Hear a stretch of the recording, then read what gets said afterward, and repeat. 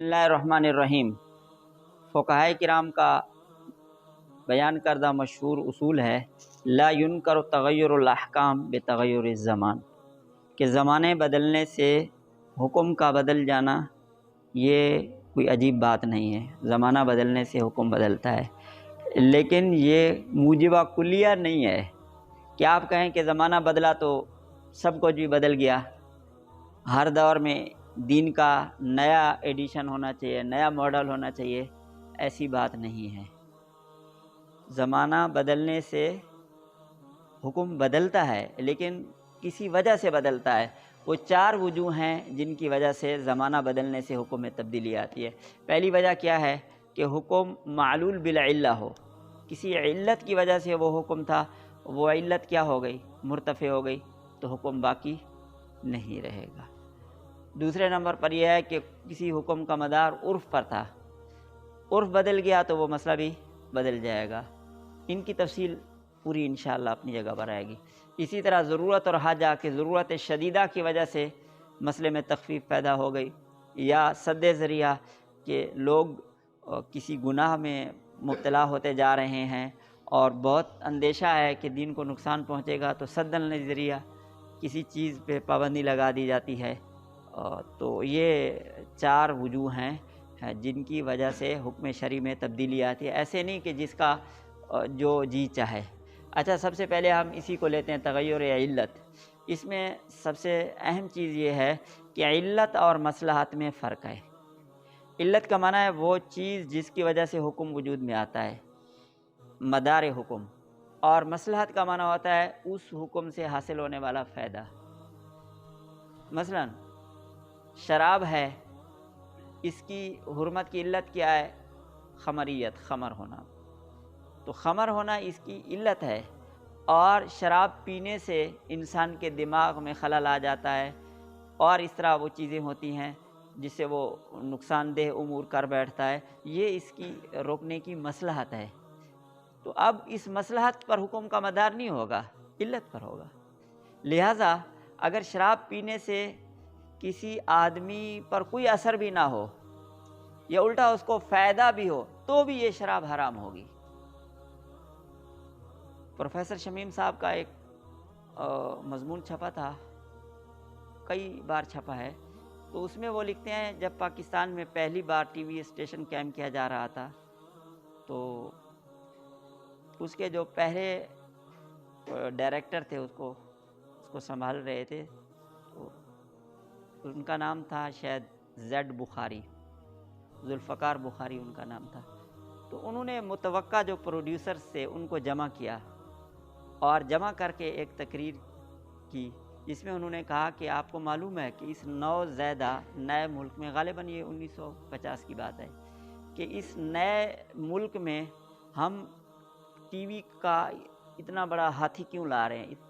یہ تو T V تو بہت اخراجات مانگتا ہے، تو اس نئے کمزور ملک میں ہم اتنے بڑے ہاتھی کو کیوں لا رہے ہیں؟ تو انہوں نے کہا ہم اس لیے لا رہے ہیں کہ لوگ ان ملاؤں کے جال میں پھنستی جا رہی ہے اور ملک ترقی کی راہ پہ نہیں چل رہا۔ تو انہوں نے جن چیزوں کی وضاحت کی ان میں سے ایک یہ تھا کہ آپ نے کوئی بھی نیگیٹو جو چیز دکھانی ہے تو اس میں اسے مشرقی ملا کے روپ میں دکھانا ہے، اور کہتے ہیں کہ دیکھو مولوی صاحبان کہتے ہیں شراب حرام ہے، تو شراب اس آدمی کے لیے حرام ہے جو شراب پی کر نالی میں پڑا ہوا ہے، کچرا کنڈی پہ پڑا ہوا ہے۔ کہہ رہے ہیں کہ میرے جیسا آدمی جو شراب پیے بغیر کوئی تخلیقی کام نہیں کر سکتا، اس کے لیے شراب کیسے حرام ہوگی؟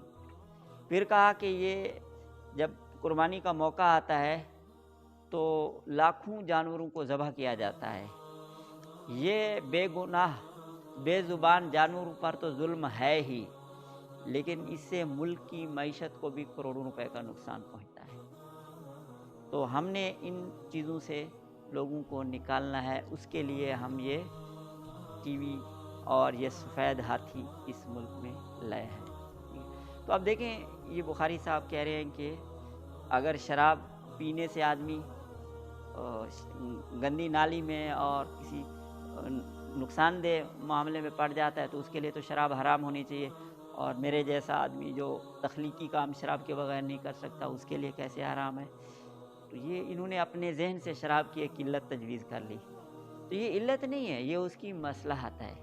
تو حکم کا مدار علت پر ہوتا ہے، مصلحت پر نہیں ہوتا. مثلا جو قصر نماز ہے اس کی علت کیا ہے؟ سفر. اور مصلحت کیا ہے؟ مشقت. تو اگر کہیں پہ بہت زیادہ مشقت ہو، آدمی سفر میں نہ ہو، اپنے شہر میں ہو، تو قصر نہیں کرے گا. اور اگر سفر میں ہے اور یہ مصلحت نہیں پائی جا رہی ہے، اپنے طیارے پہ جو آدمی جا رہا ہے، پرسکون ماحول ہے، تو بھی وہ قصر کرے گا، کیونکہ حکم کا مدار کس پر ہوتا ہے؟ علت پر ہوتا ہے، مصلحت پر نہیں ہوتا. ٹھیک ہے. اور پھر جو علت ہے وہ 4 طرح سے ہوتی ہے. علت کبھی قرآن مجید سے ماخوذ ہوتی ہے، کبھی سنت سے ماخوذ ہوتی ہے، کبھی کلام فقہا سے ماخوذ ہوتی ہے. پھر جو کلام فقہا سے ماخوذ ہوتی ہے وہ علت کبھی صراحتاً کلام فقہا میں ماخوذ ہوتی ہے، جیسے یہ ربا کی علت ہے. حنفیہ کے ہاں ربا کی علت کیا ہے؟ القدر مال جنس. اور مالکیہ کے ہاں الاقتیات مال ادخار والثمنیہ. الاقتیات والادخار مال ثمنیہ. ٹھیک ہے. تو ثمنیت بھی اور ایسی غذا جس کو کچھ عرصے کے لیے محفوظ رکھا جا سکے، ایک لمبے عرصے کے لیے، جیسے گندم وغیرہ. تو غذائی اجناس جن کو لمبے عرصے تک محفوظ رکھا جا سکے، اور سونا چاندی. تو یہ سونا چاندی ہونا ثمنیت ان کی یہاں علت ہے. تو یہ علت صراحتاً ہے. اور بعض علتیں صراحتاً نہیں ہوتی بلکہ ان کے کلام سے مستنبط ہوتی ہیں. جیسے فقہائے کرام نے کہا کہ طوطے کی تلاوت سے سجدہ واجب نہیں ہوتا، یعنی طوطا اگر آیات سجدہ پڑھے تو اس سے سجدہ واجب نہیں ہوتا. اب اس میں انہوں نے علت نہیں بتائی، لیکن اس سے علت مستنبط کی جا سکتی ہے کہ انسان اگر قرآن مجید پڑھے گا پھر تو سننے والے پر سجدہ تلاوت واجب ہوگا.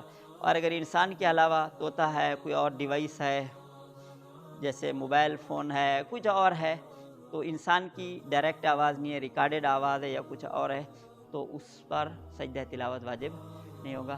اس کی مزید تفصیل انشاءاللہ ہم اگلی کلاس میں